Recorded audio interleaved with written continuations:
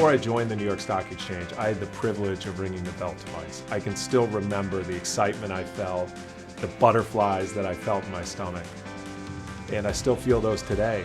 The NYC Bell is the world's most widely watched daily news event, and it's the reason why we have celebrities of all walks of life that understand the value of great visibility. They come through our doors and ring that bell. We have been using a bell to open and close our markets for 145 years. We began with a Chinese gong, which was used to open and close the market so that the traders know that trading had commenced or ended for the day. And that was used until 1903 when we moved into our current building and replaced the gong with an electrified bell.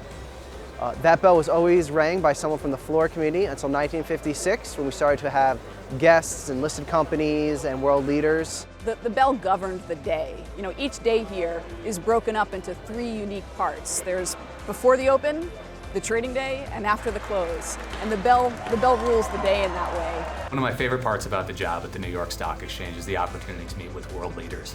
And during my 10 years here, I've had the good fortune of hosting over 100 sitting heads of state or heads of government, so president, prime minister level. And it's amazing because when they get on the floor and they go on the podium and they ring the bell, not only does it symbolize freedom and opportunity and hard work, but for the leader, it's them saying to the world that their country's open for business. I've seen the bell in many different modifications. In fact, when President Kennedy was assassinated, they rang the bell to halt trading early so that the selling wouldn't continue much further. Throughout America's history, we've had a civil war, we've had multiple world wars, we've had numerous tragedies. But the one thing that always happens is the bell always rings. Sometimes it's kind of hard and sad to talk about September 11th. I went towards the window and I saw World Trade Center 1 on fire. And I remember checking every floor, every crevice, and making sure that everybody left the building. The world was concerned about what the future might look like.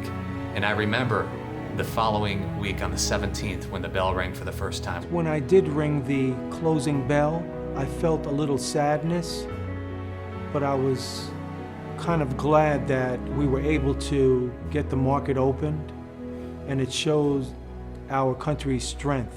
We had first responders there, and it symbolized the American spirit that while we may face tragedy and adversity, we dust ourselves off, we move forward, and we come out of it stronger than we were before. Because it's more than just a tradition. That bell is a mark of greatness. It's a mark of great people who throughout history have done great things to go and make the world a better place. I'm coming into the market to see how is the market going to react to world conditions or global events. From IPO day, which we all know what that means for them, but from there, mergers and acquisitions, spins. It's a much different event. It's a unique institution, and individuals of all kinds see great value in the global visibility platform that the NYC opening and closing bells are. It's become a major function around America. The bell is the sound of capitalism, if you will, but it's the sound of free enterprise, the greatest force for good the world has ever known.